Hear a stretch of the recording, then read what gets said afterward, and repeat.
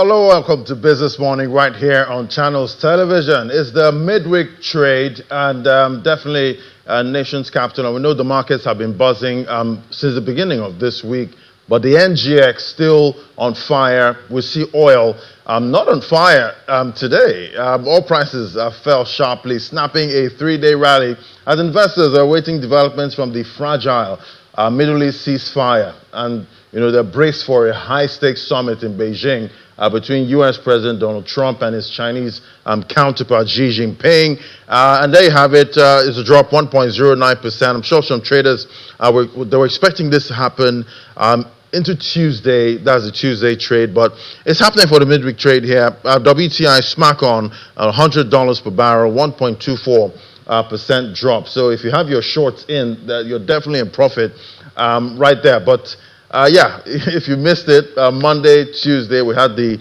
spike right there for oil. They're talking about the Nigeria stock market. It maintained its positive momentum yesterday as investors return advanced by an estimated 1.52 trillion naira to bring the total market capitalization there to 161.6 trillion naira. Big jump just for the trade yesterday.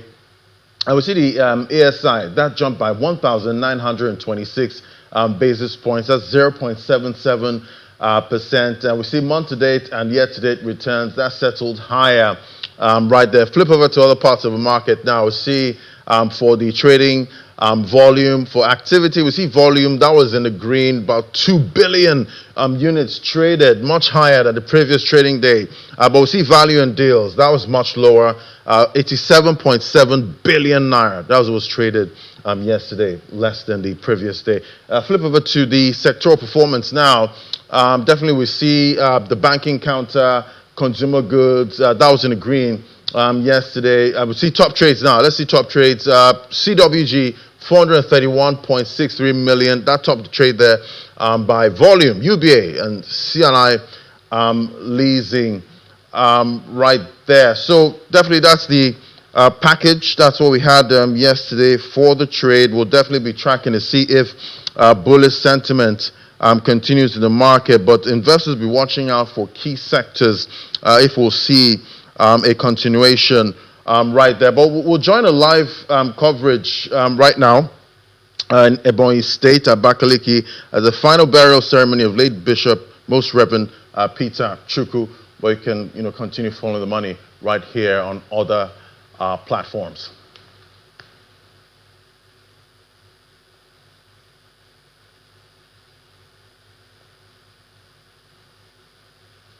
All right, let's get a check on other data. At this point, we see Nigeria has once again fallen short of its OPEC crude oil production quota, extending a streak of underperformance that is raising fresh concerns over oil revenues, budget targets, and foreign exchange inflows. And we see the latest data there. OPEC quota, that's at 1.5 million barrels per day. But for the production we had for the previous month, Nigeria's production was at 1.48 million barrels per day. And we see the shortfall, 20,000 barrels per day. That's below target. So, and this is coming from the NUPRC. We're also expecting MOMR. That's the report from OPEC. That should come out sometime, I believe, today.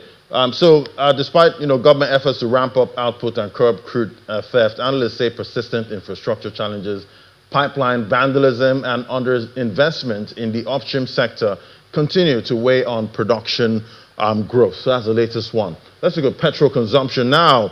That climbed sharply in April, rising to 51.1 million liters daily from 47.3 million liters recorded in March, according to new industry data. That's from the NMDPRA.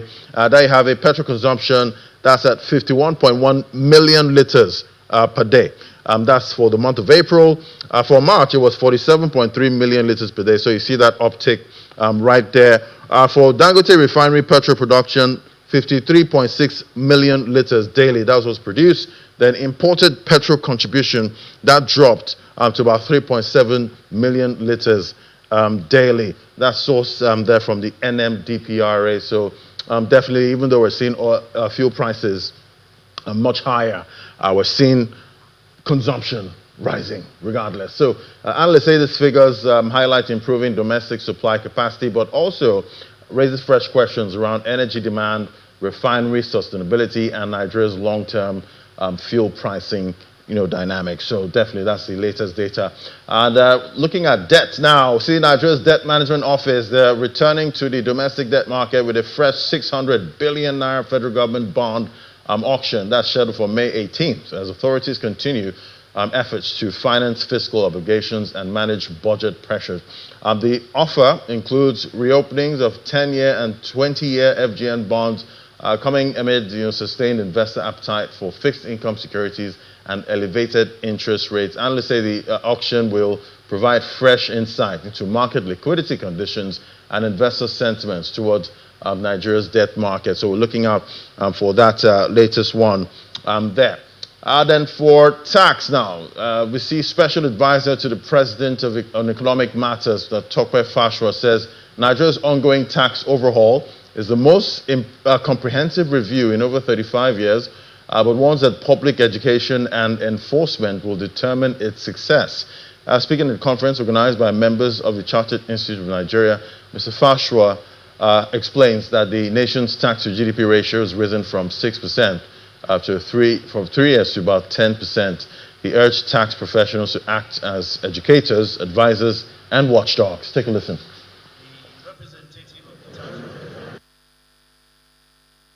By streamlining our tax codes and broadening the tax base, we are generating the lifeblood necessary to improve our national balance sheet, transitioning from a nation that borrows to survive to one that invests to thrive. We are also further enabled to approach global credit markets for accelerated developmental financing with a healthier balance sheet. We are also reducing the debt servicing to GDP ratio. We are determined to break the shackles of high interest burdens and that stifle our ability to fund education, healthcare, social services, and infrastructure. We are also financing our future. Every naira recovered from inefficiency and every kobo brought into the net from previously untapped sectors is a brick in the bridge towards $1 trillion milestone and the greatness we deserve. Perhaps the most fundamental implication of these reforms is their roles as a catalyst for a long overdue elite consensus.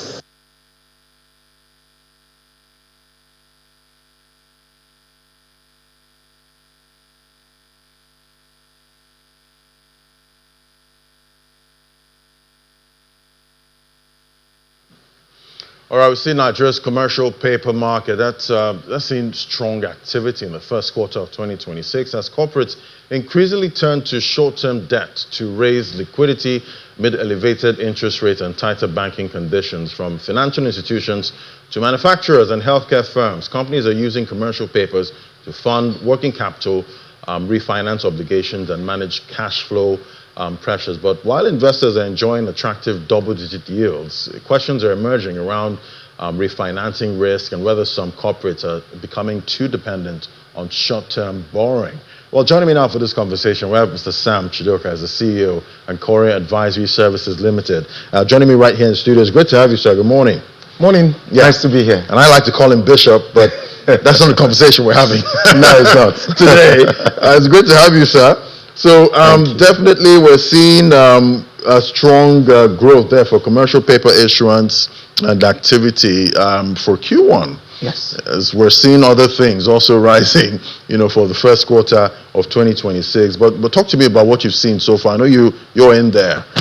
Oh yeah, thanks for having me. So we've seen lots of companies using the commercial paper space to fund working capital needs, short-term financing needs. And I mean, it's not rocket science. If you look at it in terms of cost, so if a typical company goes to a bank, a commercial bank today, to get a loan, you have prime lending rates ranging from anywhere around 26% to 35%, depending on the type of corporate. So if you're a high blue chip type company, maybe you're pricing around 26, 27% in terms of the cost of borrowing. If you're a more SME type, you're pricing around 30 to 35% in cost of borrowing, right? Now you come to the commercial side, commercial paper side, and you can borrow money at 22, 23%. You can borrow money maybe at most at 23.5%. And some people can price tighter at somewhere around 20%. So, I mean, it's not rocket science that you want to go to where you're getting cheaper funds to fund your working capital needs. So that's what we've seen. We've seen about circa 600 billion naira raised in Q1 by different companies coming to the commercial market, commercial paper market. Typically, it's not been this active, but of course, you can trace that back as well to when rates were reduced by 50 bips to 26.5. So as soon as that happened, and people commercial papers was in fact a veritable tool. Right, and looking at you put these commercial papers out there, you don't know what demand is going to be like. Yep. But we're seeing strong demand. Yeah, sure. From investors. What do you think is driving? So again, you have to look at the opportunities in the market. So you look at it from an issuer standpoint, and you look at it from an investor standpoint. So if you're a typical asset manager or a treasurer in a bank and all of that, you're looking at the market and you're seeing your treasury bill yields somewhere around 16, 17%. You're seeing your bond yields somewhere still around 16, 17% on the average across the yield curve. And then you're seeing commercial papers being issued at 22%, 22.5%, 23.5%. And these are rated commercial papers. Remember, all issuances in the commercial paper space have to be rated by reputable rating agencies within the country. So you can dimension the risk. You can see the rating, which the rating shows you capacity to repay and default probability, right? So you can dimension the risk. And you're seeing a 300, 400 bips return. It's not rocket science. Right. That you want to invest in commercial papers. Okay, so I'd like to tell the listener out there to forgive me because sometimes we see all these terms and we don't know if they actually understand. So commercial papers, that's technically, say for instance, me now, I'm lending money to a company. Correct. Help us break it down. So a commercial paper is basically investors giving money to companies within a 360-day period window, 1 year lending, and it could be any tenor within that 1 year lending. So basically, companies come to you and issue a paper, which is a security saying, if you give me this money at this rate, over a 6 months period, 3 months period, 9 months period, 1 year period, I will pay you back and give you this yield, because commercial papers are discounted instruments. So it's priced in such a way that you're getting your return upfront. So an example is to say, a commercial paper says, if you give me 9,000 naira today, this is just an example. If you look at the discount rate, at the end of 6 months, I'll give you back 10,000 naira. So effectively, you've taken your interest upfront because it's a discounted instrument, just like the treasury bills that we have. So essentially, it is companies coming to the market and borrowing money from investors across investing sphere. So it could be asset managers, it could be banks, it could be high net worth individuals. It's not really open to retail investors. However, as a retail investor, if you invest in an asset management company who can then invest in the commercial paper, so invariably you're investing in those commercial papers. That's how it works. So if I'm doing that, through that kind of company, now, what could I expect as yield? Could I expect up to 20% on whatever I put down? Well, yields vary depending on the issuer, depending on the tenor, and depending on how the market reads that risk. So we've seen people come to the market and price as tight as 20%. Dangote issued a CP, price tight. We saw SG Holdings issue a 1 year paper at around 22%. Right? So it's dependent on the credit rating of the company. And it's also dependent on, is the company a first-time issuer or someone that is known in the market and has had history of repayment. So for instance, VFD Group issued a CP in Q1, right? If you look at that pricing compared to the last one they issued, it was tighter because the market now trusts them. The market has seen them issue and repay. I think that was Series 6. So you had 5 issuances that have been repaid. So there's some form of trust, and that affects your pricing. Yeah, I'm sure sometimes when investors hear, series this, series that, sometimes they don't really get it, but it's actually the amount of times. The number of times that you've come to the market. So you can actually register a program with the SEC. Let's say you register a 100 billion naira program. and then you're allowed to issue in different series under that program. So your series 1 could be 20 billion out of that 100 billion, and that's series 1. You can issue another one, series 2 and series 3 and all of that. So you find that some companies have issued over time, and they have shown capacity to repay those commercial papers, and then they've earned trust. So you've seen a good example, like I mentioned, SG Holdings initially was in the market for about, I think, 70 billion, ended up raising 100 billion because the market had seen the company come to the market before, raised 30 billion, repay on time, as at the right date of repayment, repay the 32 billion they raised, and come back for 70 billion, market gave them 100 billion. Right. Okay, so talking about sectors now, dominating. I've heard you mention, VFD and some other financial services companies. So which sectors are driving issuance activity more? It seems it's tilted more towards financial services. Not really, but financial services, I mean, it makes sense to issue commercial papers, because if you think about anybody that has, there's been some lending institutions that have come to the market as well to raise money. So if people can go out and you can hire loads of marketers seeking for big men like you to give them money, to give them money in terms of deposits, right? So you spend money doing that. Or you could go to the commercial paper space and raise the same deposits and on lend. So you find that for people in the finance space who are in the lending business, the commercial paper has become a way for them to find. We've seen companies in the oil and gas space. We've seen Dangote Sugar, we've seen Dangote Cement, we've seen people even in the real estate space. However, it must be clear that for the corporates, this is a short-term market, 1 year at the most. That's what you're allowed to raise. So if you're going to raise money from the commercial paper space, you must make sure that the turnaround with that money you've raised must be within 1 year, because you have to repay anyways.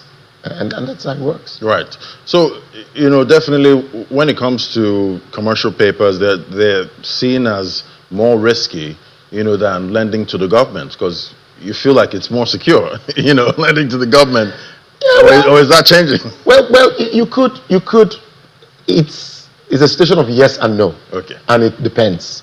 So a good example is that there are some companies, Nigerian companies, that are rated AAA. Same rating with Nigerian government. So if you're going to give them money, it's the same risk. If a AAA company in the market, you could argue that government has an advantage. Government can always pay. It's Naira. Government will always have Naira. So even if a company has a AAA rating, there's still there's still a delta in pricing. And that delta that is priced in is because that company cannot get Naira like government can, right? However, today, government can price tight. 16% government will raise money, 17% government will raise money, because the CBN backs that raise, right? But you find corporates raising money above that. So in the yield curve, the government pricing is like the base, and everybody now is like the foundation, and everybody builds on it. So how tight you price to that is dependent on your rating. And because your rating actually speaks to your capacity, it speaks to the kind of risk that the company is. The higher the rating, the better the risk. All right. So I'm imagining central bankers are getting all the spotlight again. At this point with rising energy costs. So now there's that talk about, okay, is it time to start raising rates again? But all of the activity we're seeing, for CP issuances, is it tied directly to the high interest rate environment? We've seen the central bank, even though they had to cut rates just one time last year, but there's now chatter that with what we're seeing now, rates might have to go up, or we might see a hold stand. So how much of that is, pushing these companies? Well, I'm hopeful that is a hold. Right. Because you find that there is a direct, yes, the central bank has an oversight to make sure that they are managing inflation. But you see, on the components of inflation, if you look at exchange rates, there's been some stability. If you look at maybe food inflation, energy inflation, there's been some spike, and for various reasons. And so that's why there's chatter that there might be need to raise rates again, but I'm hopeful that we'll have a hold, because there is some sense of stability in our economy right now, and we must give kudos to the managers of our economy because there's some form of stability and we can plan. But what has actually happened is that it's a pricing conversation for issuers. It's an alternative conversation for issuers. If you look at it and you ask yourself, if I go to bank A and I'm going to get credit, it's going to cost me 30% to get it. If I come to the CP market, because I'm qualified to come to the market, I've been rated, the market knows me, the market trusts my capacity to repay, I might be able to raise that money at 23, 24%. That's a differential of 600 to 700 basis points. Definitely you want to go to the commercial bank space, but commercial paper space. But if rates now start to go up and the yield curve also start to go up, then you might begin to ask yourself. However, another way to look at it is that once the yield curve begins to go up, the cost of lending for banks also will begin to go up because it affects your prime lending rate, right? Because they are also looking at alternatives based on a treasury play. And so I think that the commercial paper market has come to stay as far as raising funds to fund working capital and to fund transactions that within a year circle. Okay, so what are you seeing, going forward? That's for the rest of 2026. What are you seeing for activity? I mean, that's CP space and risk. What risk are you seeing? Are you seeing some of these companies get irresponsible with Hopefully hitting not. those markets? Hopefully not. But you also see that there's been some change. Before, the commercial paper market was basically run by one of the exchanges, right? But today, the SEC has taken that over. So if you're going to issue a commercial paper, you go to the SEC to get approval. One of the things that SEC asks issuers to sign off to is what they call a deed of covenant. That deed of covenant is that the directors of the company sign off to say, we are liable. We are going to pay this money back. If we don't, then the full weight of the SEC can be laid on the company. So there is some form of DD that has been done, and there's some form of diligence that has been done by the SEC to make sure that you qualify to even be able to come to the market. The market is not for every Tom, Dick, and Harry, right? You must meet certain criteria to come to the market. So for the investors, there's some level of trust that the SEC is now involved, and there's some level of diligence. Also, I think it's important that people know that investors know that they can trust issuers. And it's important for issuers to know that when you take money, it's not free money. There is no free lunch, even in Freetown. You're going to have to repay. Right. And so you have to do everything possible to make sure that you repay. I think for the rest of the year that what we've seen in Q1 will be reflective of the rest of the year. There will be strong demand and for funds from the commercial paper space and also from investors alike, because the spread between the commercial paper space and government borrowing is quite healthy. And again, there has to be portfolio diversification. On a treasury play, you can't give all your money to government. So if you look at all the auctions we've had, they've been oversubscribed. TBO auctions have been oversubscribed, and that's good. It shows that people trust the government also to repay, and government will always repay. But again, all of us, issuers, operators, regulators, investors, must work together to make sure that this market that allows us to have capital formation at the short end of the yield curve must continue to thrive. Fantastic. I guess that's a good place to anchor it at this point, and we'll keep tracking that space. Thank you so much, Mr. Sam Chidoka, the CEO and Quota Advisory Services Limited. Thank you for helping us break it down. Thanks for having me. Always a pleasure to be here. Thank you. All right, we'll take a break now. When we come back, we get to other parts of these the economy, the middle class. What's happening there? That's in a moment. Just stay with us.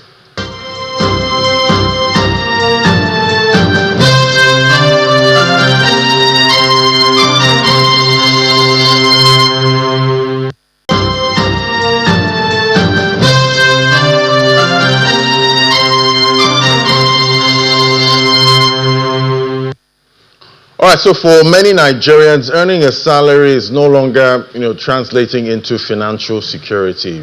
Seeing rising inflation, even though sometimes stable, Naira depreciated for a couple of years now, and mounting living costs are putting increasing pressure on middle-class households. But is this simply economic reality, or are poor financial habits and lifestyle inflation making the situation worse. So today we examine Nigeria's growing middle class wealth crisis. Joining me to unpack this, we have Ola Oladele. She's the founder of the Money Wit Club. She joins me via Zoom. It's great to have you on the show. Good morning. Thank you for having me, Ladi. Yeah, so today I did some kind of analysis trying to understand, okay, someone earning about 500,000 naira, per month. And I did what goes into, what takes out of that kind of salary. So we're seeing rent, maybe taking about 30% of that, say maybe 150K. Fuel prices rising, maybe fuel is taking about 18% of that, food 15%, electricity, shout out to Band A customers. You have internet, transport, school fees, healthcare. Then for savings, what you have left is about 1%, which is about 5,000 naira. Talk to me about this synopsis here. How do you see that? It's a reality. It's a reality for most people. Prices have gone up. So 2 years ago, if you were earning 500,000 naira, it was good, it was fine, it could take you around, you could take cabs, But the reality is that the currency has lost almost 100%, if not over 100% of its value in the past 2+ years. And the fact is that most people's salaries have not necessarily doubled in that same period, right? Such that even when people get a raise, they are actually earning more naira, but they are able to buy less, right? And so the fact is that the real purchasing power of the average Nigerian has collapsed or has reduced significantly. So it's not an imagination, it's reality. What the question is how do we go forward? How do we adjust? Because there's still a need to increase that 1% in savings to a higher amount. Right, and definitely, looking at this breakdown, this is just imagining, 500,000 naira, and you're taking 150K from that every month to save for your rent. So you could be living anywhere at this point. It could be one bedroom, a duplex, or whatever at this point. But we know what's happening with, rental prices at this point. But yes. Why would you say many salaried Nigerians are financially stressed? Because before now, you earn a salary, you're working, you were seen as financially stable, you're good. But now we're seeing salaried Nigerians financially stressed. Yes. So, you just pointed out what's happening. Prices have risen, and they've risen significantly. But I dare say that the trend is not abnormal, and it's a global situation. Inflation is a global problem. It's not just a Nigerian problem. So the conversation is the same everywhere, right? Such that as individuals, if you look back, if you're a millennial, there was a time when your uncle could dash you 50 naira, and that was money. Even 10 years ago, that probably wasn't money. Right now, even to give someone that is begging you, you can't give 50 naira, and that has been the trend. There was a time my parents would tell us that you could buy a bottle of Coke for 1 naira. It's unthinkable right now. And so that is the trend. And I find that a lot of times people are really stressed because somehow or the other, they think that the economy will stay as is. And they don't necessarily realize that the trend is for prices to go up. All right. So is Nigeria experiencing a lifestyle inflation, or is it just economic pressure? It's both. It's actually both. We've just established that the economic pressure is real, and we can't escape that. But the thing is that personal finance is personal. So whilst the economy is doing its thing that you can't control, the question is, what adjustments are you making to your taste and your lifestyle to actually reflect the general direction of the economy? Because what we find is that most professionals who, maybe when you get your first job, going from 0 to 300K or 400K, you are happy, you are excited, you expand your spending habits, and everything is good. But the economy has slowed down, or we have that change in the dynamics of the economy, and people don't adjust. They don't say, okay, I would love to stay in a one-bedder alone, but maybe I should be splitting with someone right now to free up some cash to invest or to do other things. But people stay on that same quality of life bracket and do not make adjustments. the reality is that it's unfortunate, it's saddening, it's something that you really don't want to do. But the people that are able to adjust are the ones that are able to, in the end, say, okay, even though there was this thing happening, I was able to save this amount of money. All right. So would you say at this point, as a salary earner, you just have to have other things you're doing, at this point to actually stay afloat? And how much can you really do, to add up, to make it make sense? So I would say, first of all, career planning is very important. What is the benefit of staying where you are? And when I say benefits of staying where you are, distraction is a thing. And in the bid to make enough money, whatever.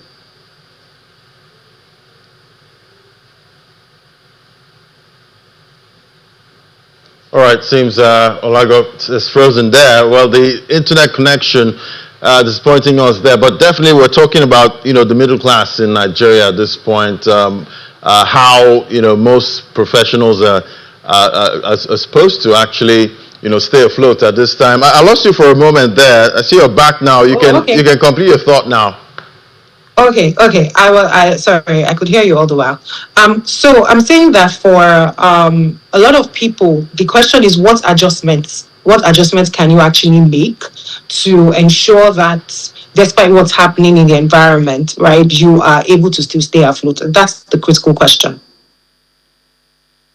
Do you think there are habits, that professionals, the habits they actually have at this point that kind of works against them and not allowing them to, stay afloat, regardless of whatever salary band, you're on? Yes, I would say the first thing is keeping idle cash. A lot of people, for whatever reason, are afraid of investing.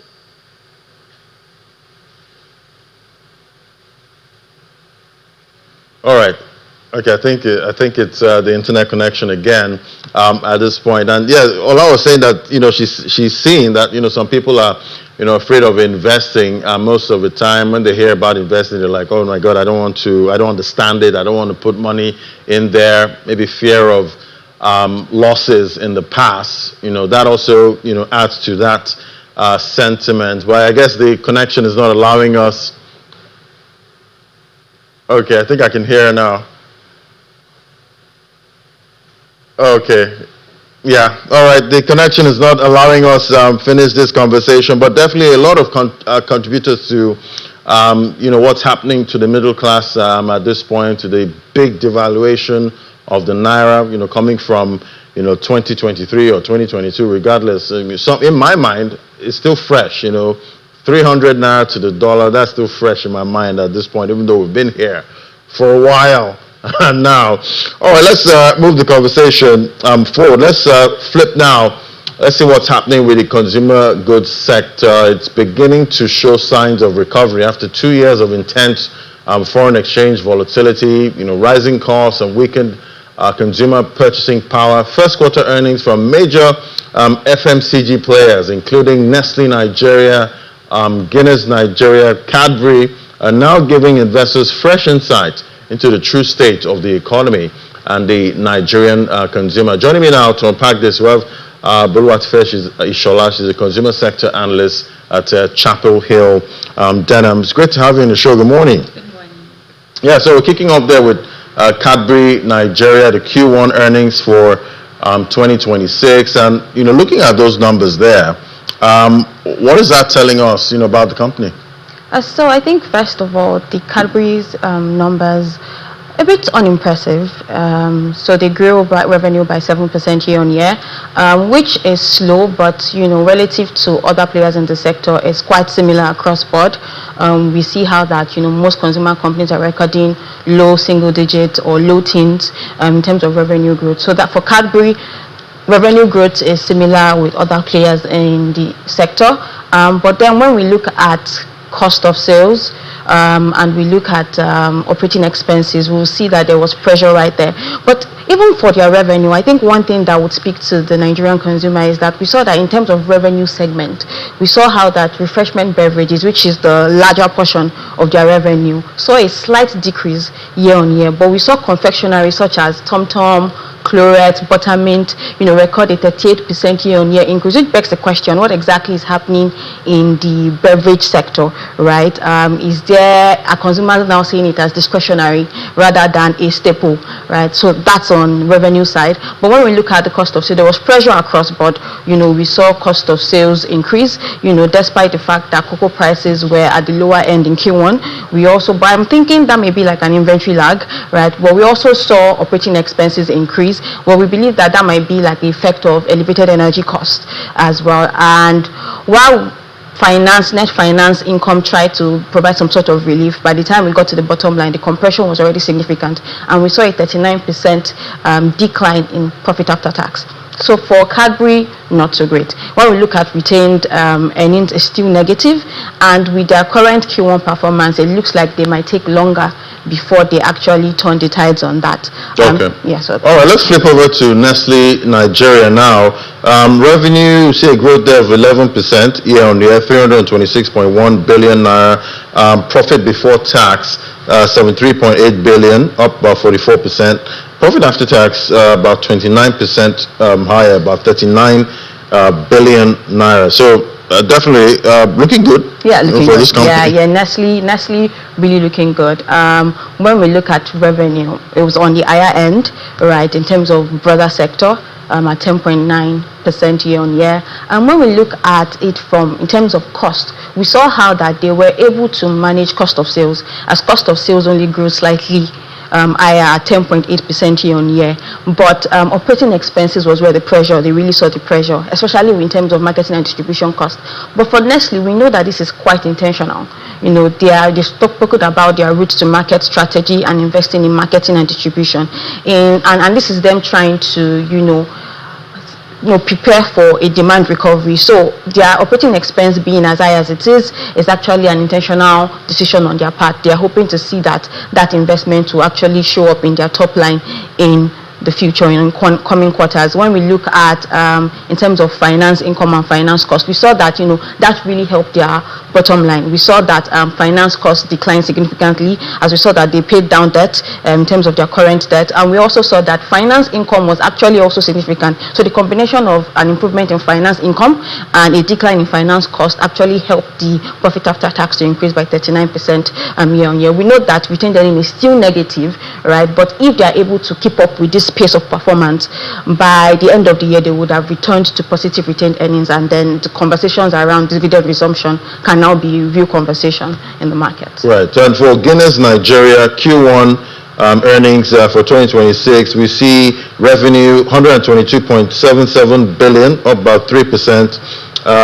For the profit after tax, that's 10.39 billion.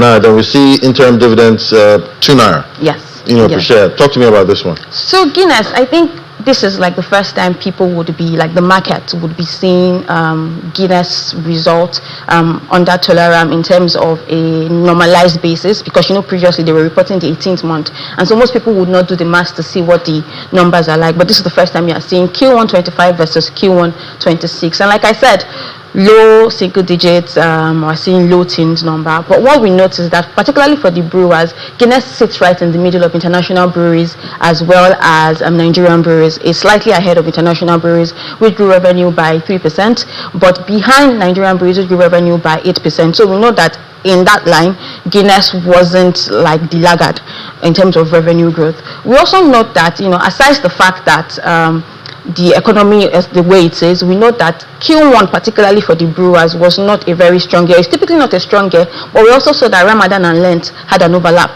in this Q1, which must have, reduced consumption, especially of their alcoholic products. So for Guinness, their revenue, not so impressive, but when you compare it across the market, it's fine, right? When we look at cost, we saw how that, cost of sales increased by 7.4% year-on-year. But interestingly, operating expenses, remained relatively flat. And the management held an investor call, and they shared how that this is because we have not seen the effect of the elevated energy prices yet because of an inventory lag, and then we'll start to see that number trickle in May and in June. So in terms of operating expenses being flat, we see how that is just an inventory lag there.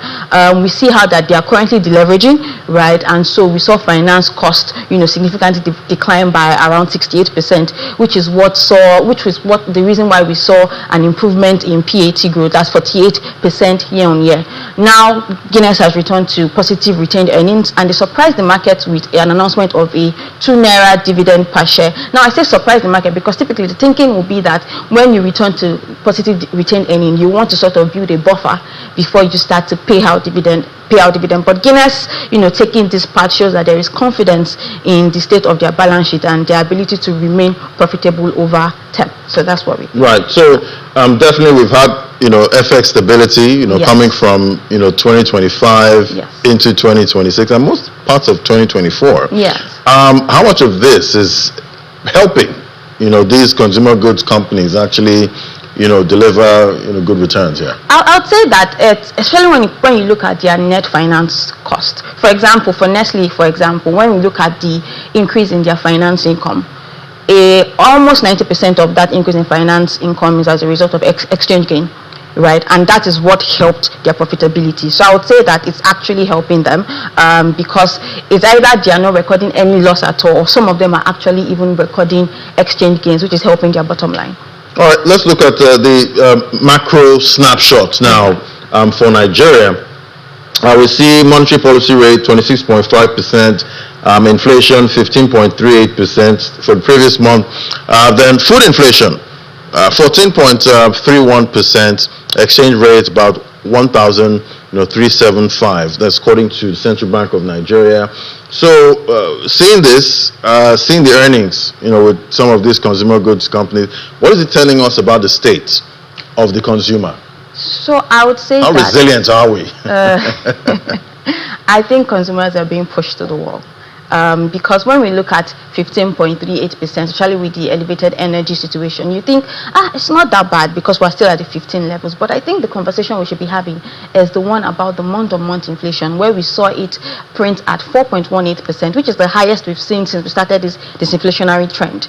4.18% month-on-month. That's significant. It means that it doesn't just mean that prices are elevated. It also means that it has increased at a faster pace. Now, in-house, we have a forecast for the month of April. We believe that inflation will print around 16.52%, year on year for headline inflation. 16.52%. Yes, year on year for headline inflation. Month on month, we are thinking around, or we forecast 2.87%. And the driver for this is the fact that some companies, right, did not pass on costs in March when the prices went high, energy prices went high, because the thought was, when will this war end and when will this normalize? But seeing as elevated energy prices has been sustained, now they will be forced to pass on this cost to consumers, and it means that what are we going to see? We're going to see an uptick in prices. We're going to see consumer spending shrinking as well. And what the consumer good company, their result tells us is that, first of all, we know that on the average Nigerian, the bulk of their spending is around food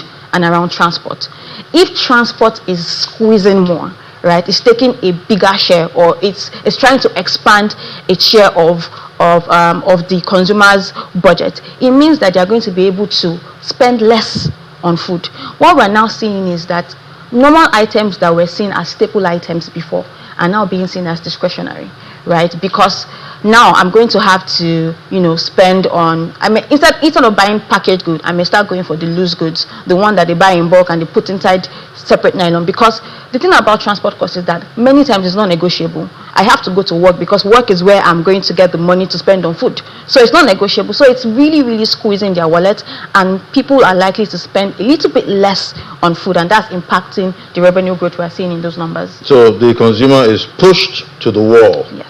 At this point. Yes. All right. So for these companies, what are you seeing? Because I'm sure investors will be wondering, okay, what's bullish, what's bearish, at this point. But what nice performance for these companies? I think generally speaking, when we look at the sector, so far we've seen how that it is lagging most of the other sector indices that the NGX tracks, except for insurance. It's at 26.7%, if I'm not mistaken, while the market is at 62%. So it's lagging, and we expect that it to remain like that. I mean, last year it was an outperformer, and investors that were in those names actually enjoyed, right? But this time around, we're seeing modest growth for them, and it's on the back of the fact that there is only a limit to how much you can increase prices before you start to see volume shrink. So we're expecting that companies will be looking more to volume rather than price. I think price would be the last lever they would want to resort to, seeing that they have done this, they have used this lever for 2 years consecutively now. So price would be the last lever to use. Volume would be what is speaking. And we know that it's easier to implement price or to see the gains in price increases than it is to drive volumes, because driving volumes require you to spend more on distribution as well as on marketing. So I think modest growth for the consumer goods company, and as a sector as a whole, I think they would, lag the broader market. Right, and technically seeing that inflation is tending upward, again, and there's also that chance that the central bankers might have to start tightening. We've seen some other central bankers already raising rates at this point. So what would you say interest rate hikes for the rest of the year?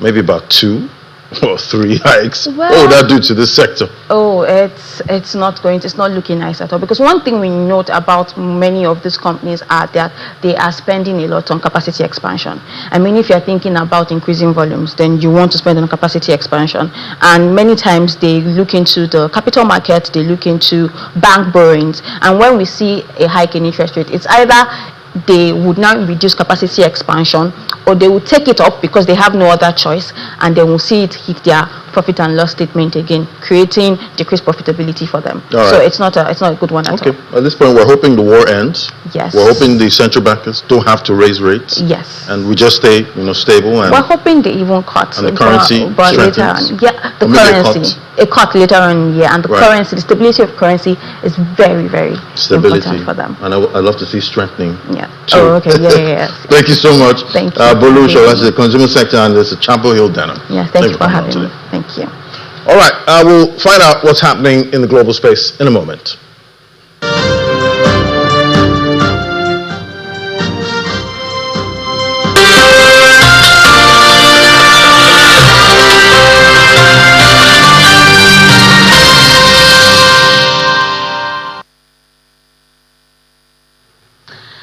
We're just going to kick off with what's happening in the global scene. But just before that, I just want to have a quick one with Ladi, just telling you about what's happening with Keir Starmer. The Prime Minister is facing pressure from within the Labour Party. About 80 MPs and several ministers are calling for his resignation, for him to step down. And this is also due to meet the Health Secretary, that's West Streeton, today, and that's seen as his potential leadership rival ahead of the King's speech today. But Ladi, just very quick one, what do you think is going to happen to Keir Starmer? Because we're seeing Jamie Dimon saying that they're going to pull out, the planned £3 billion headquarters in London if this uncertainty about the leadership in the UK, especially with Keir Starmer about to step down. A lot going on there. What's your take on this? I'm actually seeing deja vu. I just remember Liz Truss, at this point, and we thought they were out of the woods, at this point, but now we're seeing another prime minister under pressure. We've seen most of the ministers there under the cabinet already resigning. So it's playing off again, and we're already seeing the impact on the guilds at this point. But for me, at this point, we'll just keep watching. It's a wait and see, according to Juliana. So we'll wait and see. So I don't think I ever get that prime UK minister, that minister that's just going to be the golden that will solve all the UK's problems. Yeah, because at some point they just get tired and they say, okay, we want him out, we want her out. We don't know what they're going to get next. Just like you say, at this point, Nigel Farage, we'll see. As always, let's kick off with the picture of U.S. stocks on Tuesday. Markets were under pressure after U.S. President Donald Trump criticized the Iran ceasefire deal and rejected Tehran's counter-proposal to end the war. Sentiment was also weighed down by a hotter than expected April inflation data, with consumer prices rising at their fastest annual pace in about 3 years. Our U.S. correspondent Mara Bird has the highlights. The U.S. stock market was mixed on Tuesday as the Dow Jones was the winner of the day, up at 0.1%, while the S&P 500 and the Nasdaq trimmed losses on the day, but still were down at 0.1% for the Nasdaq and 0.7% for the S&P 500, as many investors were watching the consumer inflation reports, which show that we could be looking at some deficits in the near future. It's also clear that the war in Iran is one that the investors are watching to see how it will have an impact on the U.S. economy, as only time will tell how the U.S. market will respond. U.S. President Donald Trump is set to meet Chinese President Xi Jinping in Beijing for talks expected to focus on trade tensions, tariffs, and the ongoing Iran war. And discussions expected to cover tariffs, semiconductor restrictions, rare earth supplies, and broader economic ties between both countries. Now, the Iran conflict is also expected to feature prominently, with Washington pushing for greater stability around the Strait of Hormuz, a key global oil shipping route. Now, analysts say the meeting could shape U.S.-China relations and global trade flows in the months ahead. And still on the Trump trip to China, U.S. President Donald Trump says NVIDIA CEO Jensen Huang is part of his delegation traveling to China, pushing back against earlier reports suggesting the chipmaker's chief had been excluded. Trump confirmed that Wang is joining several top U.S. business leaders on the high-profile visit to Beijing for talks with Chinese President Xi Jinping. Now, the trip is expected to focus on trade, as I mentioned earlier, tariffs, artificial intelligence is key here, and semiconductor access, as Washington and Beijing seeks to stabilize economic relations. Now, Wang's inclusion is seen as significant given NVIDIA's reliance on the Chinese markets and ongoing U.S. restrictions on advanced chip exports.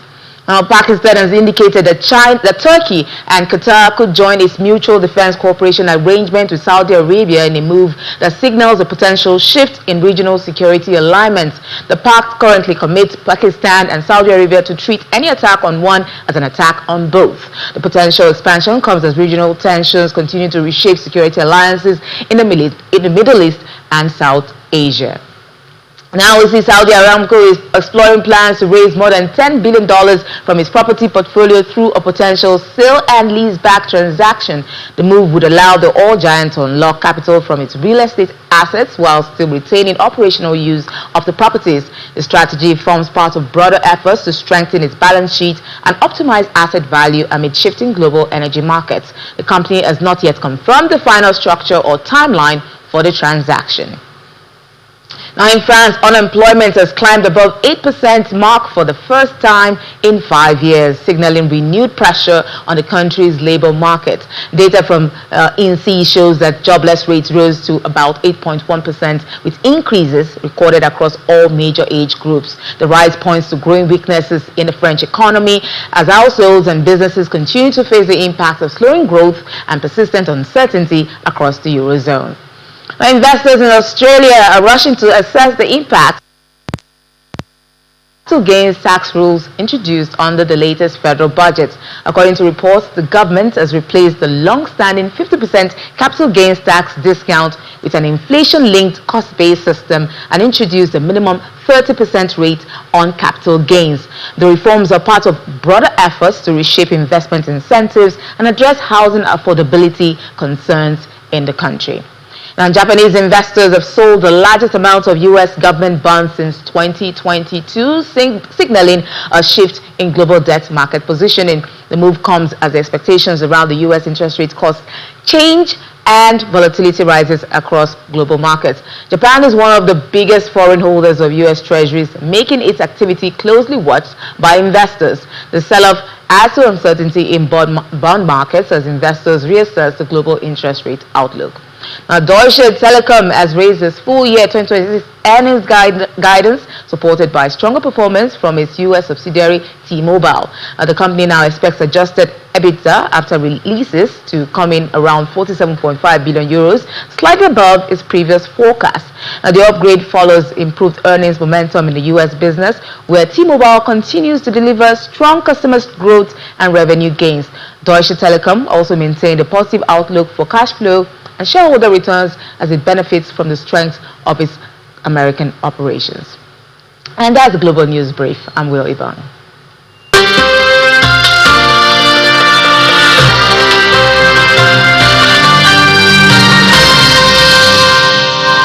All right, thank you so much, Will. And yes, the markets are buzzing again. We're seeing oil prices. We're seeing a pullback there. Then for the metals trade, gold, silver, we're seeing a bump up there. Definitely, we have that inverse relationship between oil and metals. And for the NGX, we're seeing stocks like financial services stocks, First Holdco, UBA, Access, Wema, getting attention right now. Airtel Africa also getting attention. We'll bring you more updates at 1:30 on Business Incorporated. Thank you for watching Business Morning. I'm Ladi Williams. Bye-bye.